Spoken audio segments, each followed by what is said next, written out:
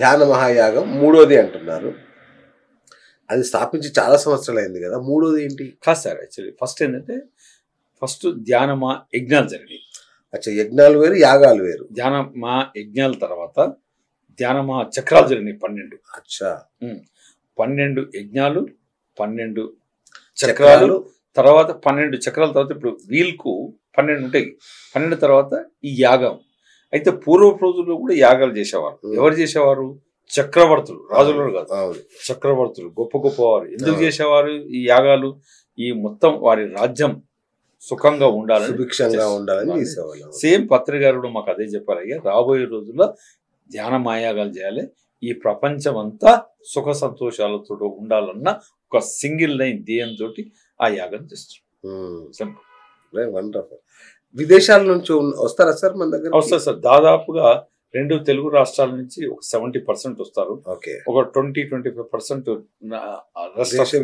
వస్తారు. ఒక 10% ఫారెన్. ఇంకా మా కైలాసపూర్లో అకామిడేషన్ ఆ స్కేల్లో లేదు కాబట్టి కొద్దిగా బయట వారు తక్కువ వస్తారు. ఇంకా మన తెలుగు రాష్ట్రాల వాళ్ళు ఏంటంటే ఎట్లయినా ఉన్నా వస్తారు. అంతే కదా. ఇంత ఎలా వ్యాపించింది సార్? నాకంటే చాప కింద నీళ్ళు సైలెంట్ గా, ఎందుకంటే ఎప్పుడు మీడియా వాళ్ళు పోయేవాళ్ళు కదా. ఆయన ఏంటంటే అందరికి ఇది మాకు అన్ని టీవీ ఛానల్స్ ఉన్నాయి, తర్వాత ఈ వాట్సాప్ గ్రూపుల ద్వారా, టెక్నాలజీ ద్వారా ఈ లాభాలు, ఈ ధ్యానంలోకి వచ్చిన యొక్క పాజిటివ్ తోటి స్ప్రెడ్డింగ్. ఇప్పుడు ఈ సంవత్సరం దాదాపు 33% గ్రో అయినాం. ఇప్పుడు తెలుగు రాష్ట్రాల్లో దాదాపు 1 కోటి మంది ఉన్నారు మా వాళ్ళు. డేటానే ఉంటుంది, 1 కోటి మంది. త్రూఅవుట్ ఇండియా, త్రూఅవుట్ అవన్నీ చూస్తే లెక్క దొరకదు. అంత ఆర్గనైజ్ ఉండము. ఇప్పుడు ఆర్గనైజ్ చేస్తున్నాము. 1 కోటి మంది తెలుగు రాష్ట్రాల్లో ఉంటారు.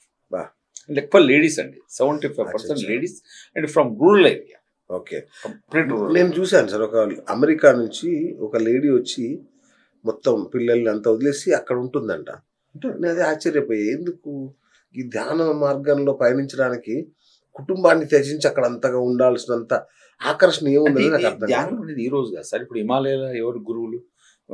హిమాలయాలో కొన్ని వేల మంది, లక్షల మంది ఉన్నారు, ఇప్పటికీ ఉన్నారు, మనకు కనిపించరు. ఇది వేల సంవత్సరాల నుంచి ఉన్నది అంతే.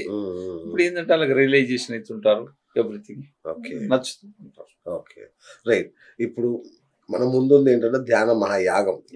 చాలా పెద్ద ఎత్తున మన వాళ్ళు చెప్తున్నారు, దాదాపు 10 లక్షల భోజనాలు. అయితే ఈసారి ధ్యాన మహాయాగం ఎందుకు చూస్తున్నాం మీకు తెలిసిపోయింది. విశ్వశాంతికి ప్రపంచం. రైట్. దెన్ పత్రికలు చెప్పి ఇంకోటి చెప్పారు, అదృశ్యకంగా చూడండి. ఆయన 2012లో ఈ December 21 నుంచి 31 వరకు అని ధ్యాన మహాయాగం చెప్పేటప్పుడు అప్పటి నుంచి స్టార్టింగ్. December 21 పెట్టిన రోజు అన్నాడు స్వామి, రాబోయేలో ఈ December 21 మెడిటేషన్ డే అవుతుంది అన్నాడు. ఇప్పుడు రీసెంట్లీ 3 days కింద ఐక్యరాజ్య సమితి వారు, యుఎన్ఓ వారు యునానిమస్గా December 21 గ్లోబల్ మెడిటేషన్ డేగా డిక్లేర్ చేశారు. అందుకే వారు చెప్పిన నిజమే. ఇప్పుడు now December 21 global meditation day కూడా చాలా గొప్పగా మనం నిర్వహించుకుంటున్నాం. అయితే ఈ యాగంతో పాటు ఇంకొక యజ్ఞం చేస్తున్నాం. ఆ యజ్ఞం పేరు ఏంటంటే పత్రిజీ ధ్యాన ప్రసాద యజ్ఞం. పత్రిజీ ధ్యాన ప్రసాద యజ్ఞం. ప్రసాదం అంటే భోజనం కూడా ప్రసాదమే. భోజనాన్ని కూడా ప్రసాదం అంటారు. ప్రసాదం ఏంటంటే ఏది కూడా ఆ యొక్క దీంతో చేస్తారో, సంకల్పంతో చేస్తారో ప్రసాదం, అది యజ్ఞంగా చేస్తాం. యజ్ఞం అంటే ఉదయం 4 గంటలకే వంట ఉండే వాళ్ళందరూ ఫ్రెష్ స్నానం చేసి ½ an hour ధ్యానం చేసి ఇంక్లూడింగ్ స్టాఫ్ అని చేసి వంట స్టార్ట్ చేస్తారు. రాత్రి 11 వరకు వాళ్ళు ధ్యానంలోనే ఉంటూనే వంటలు చేస్తారు. అయితే ఈసారి ఆ ధ్యాన ప్రసాద యజ్ఞం అనేది 10 లక్షల ప్లేట్ల భోజనం పెట్టాలని ఒక సంకల్పంతో చేస్తారు. ఆయన కోరుకుంటే 10 లక్షల మంది 10 లక్షల ప్లేట్లు భోజనం పెట్టాలని. అది ఈసారి డెఫినెట్లీ వీళ్ళు అచీవ్ అవుతాం. అయితే భోజనం అంటే ఏంటిది డెఫినేషన్? మా దాంట్లో 10 ఐటమ్స్ ఉంటాయి. వైట్ రైస్, ఇంకోటి కరేపాకు రైస్, అది దెన్ ఒక పప్పు, 2 కూరలు, చారు, రసము, ఫ్రెష్ చట్నీ, స్వీటు, 10 ఐటమ్స్ తోటి ఎప్పుడు సార్ చెప్పేవాడు రాజు మాదిరి రాజు మాదిరి మీరంతా యూత్ నేర్చుకోవాలి, రాజు మాదిరిగా తినాలి, కూలి మాదిరిగా పనిచేయాలి. Leave like a king, work like a కూలీ. ఆ సిద్ధాంతం కొంతవరకు నేను పాటిస్తాను. మీ యువకులకు కూడా గదే, ఏం అవసరం లేదు, వర్క్ లైక్ ఎ కూలీ. పని ఉన్నప్పుడు మళ్ళీ తల లేపకుండా పని. మాకు తెలియక మొదటిది ఒకటే పాటిస్తున్నాం. Live like a king also, అది కూడా మళ్ళీ కూడా నో యూస్. అయితే అట్లా పంచభక్ష పరమాన్నం లేక 10 ఐటమ్స్ తోటి 10 లక్షల ప్లేట్ల భోజనం పెట్టాలన్న సంకల్పం. మామూలు యజ్ఞం కాదు. అయితే మీరు మెనూ చూస్తే షాక్ తింటారు. 25,000 మందికి పూరి పెడతాం. 25,000 మందికి పూరి పెడతాం. రోజు 2 ఐటమ్స్ ఉంటాయి టిఫిన్ లో. ఇడ్లీ ఉంటుంది, వడ ఉంటుంది. పూరి ఉన్న రోజు ఇంకో ఉప్మా ఉంటుంది. వడ 25,000 మందికి పెడతాం. పెట్టింది పెట్టకుండా, వండింది వండకుండా, మళ్ళా ఫుడ్ మెనూ ఎలా ఉండాలనేది ఒక 50 మంది తోటి కమిటీ ఉంటుంది. ఇవన్నీ ఎలా సాధ్యం అంటే నేచర్, అది ఎక్కడనో ఆ శక్తి ఉంది. ఒక దోమ ఉండదు, ఒక ఈగ ఉండదు, ఒక పురుగు ఉండదు, బిష్ ఉండదు. ఇవాళ డబ్బులు అకౌంట్లు ఉండవు. ఎవడు డబ్బులు ఇస్తాడో తెలియదు, ఎవడు వంట వంతాడో తెలియదు, ఎవడు వడ్డిస్తాడో తెలియదు. దయచేసి మీడియా మిత్రులందరూ సరే ధ్యానము అవన్నీ కాసేపు పక్కకు పెట్టినా 10 లక్షల ప్లేట్ల భోజనం ఎలా వడ్డిస్తారు, ఎలా పెడతారు. మీ ఇల్లు ఎలా, మన ఇల్లు ఎలా ఉంటుందో అంతకంటే ఒక చాక్లెట్ పేపర్ దొరకదు మీకు క్యాంపస్ లో. నేను చెప్తున్నాను అంటే మీరు అంతే కదా, అంతే కదా, అంత హైజీన్ ఉంటుంది. 1000 మంది సర్వ్ చేస్తారు. ఫుడ్ వడ్డిస్తామని చెప్పి పెద్ద వెయిటింగ్ లిస్ట్. నాకు రికమెండేషన్ ఏంటంటే సార్ నా సర్వీస్ లో పెట్టుకోండి నాకు రికమెండేషన్. ఇప్పుడు ఒక MBBS MD డాక్టర్ ఉన్నాడు, ఆయన 12 సంవత్సరాలు టాయిలెట్స్ క్లీనింగ్ చేస్తాడు. Service sir. అందుకే ఈ సమాజం ఏంటంటే ఈ భూమి మీద అందరు ఉన్నందుకే ఈ భూమి బ్యాలెన్స్ కదా. ఏంటంటే వాళ్ళు కనిపించరు, వాళ్ళకు ప్రచారం అవసరం ఉండదు ఎక్కువ.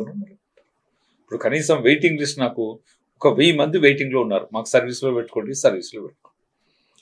దానికి రికమెండేషన్లు, సార్ మాకు వడ్డిచ్చేది ఇవ్వండి, కూడా కడిగేది ఇవ్వండి, తుడిచేది ఇవ్వండి. ఎస్పెషల్లీ వడ్డిచ్చేదానికి చాలా డిమాండ్. మళ్ళీ లాటరీ తీసో లేకుండా జిల్లా సీరియస్. నేనంటే ఇలాంటి పరిస్థితి తిరుపతిలో విన్నాను, మళ్ళీ ఇక్కడే రండి మీరు 11 రోజులు 25th డిసెంబర్ రండి. 1,00,000 మంది లచ్చింది అంటారు. బాబా బాబా, అది ఎలా జరుగుతుంది అనేది నాకు కూడా తెలియదు. సీరియస్ గా జరుగుతుంది. నిధులు అప్పటిదప్పుడు సమకూర్చుకుంటూనే ఉంటాయి సార్. అకౌంట్ లో పడుతూనే ఉంటాయి, గంట గంటకు అకౌంట్ లో పడుతూనే ఉంటాయి. ఎవడో ఇస్తాడు, ఎవడో బియ్యం ఇచ్చిపోతాడు, ఎవడు ఇది ఇచ్చిపోతాడు, ఎవడు ఒట్టిన వచ్చి వారం రోజులు కూరగాయలు ఇచ్చిపోతా అంటాడు. అంత నేచర్. ప్లాన్ ఏది ఉండదు. ఇంకా ఒక 1 month ముందు 2 months ఏముండదు అంతే. ఇప్పుడు ఇంతవరకు నీకే సామాన్లు తెలియదు. రేపు ఎల్లుండి వస్తాయి, వంట స్టార్ట్ అవుతుంది, నడుస్తుంది. ఇప్పుడు నేను 2012 నుంచి నేనే చైర్మన్. ఎన్నడూ దాని గురించి ఆలోచించలేదు. భారతదేశం గొప్పతనం అదేనండి. 1,00,000 మంది. అందుకే అంటారు 125 కోట్ల దేశంలో ఒక్కడు కూడా ఉపవాసం ఉండడు. ఎవరైనా ఉపవాసం ఉన్నది చూస్తారు ఈ మధ్యన, ఎంత బిజోడు అనగానే. ఈ భూమి యొక్క గొప్పతనం అది. ఎందుకంటే ఇది యోగుల భూమి, అర్థమైందా? ఎంతో మంది ధ్యానులు యోగులు ఉన్నందుకే ఇంత పెద్ద దేశమైనా ఎంత హాయిగా ఎంత ప్రేమతో ఉంటాం. మిమ్మల్ని కలిసి నేను 5 నిమిషాలే ఎంత క్లోజ్ అయినా అంతే కదా. అంతే. ఇప్పుడు ఏ అమెరికాలో ఎవడు అనుకో ఇట్లా పక్కకు చూడాడు. నేను ఇప్పటికి 64 దేశాలు తిరిగాను.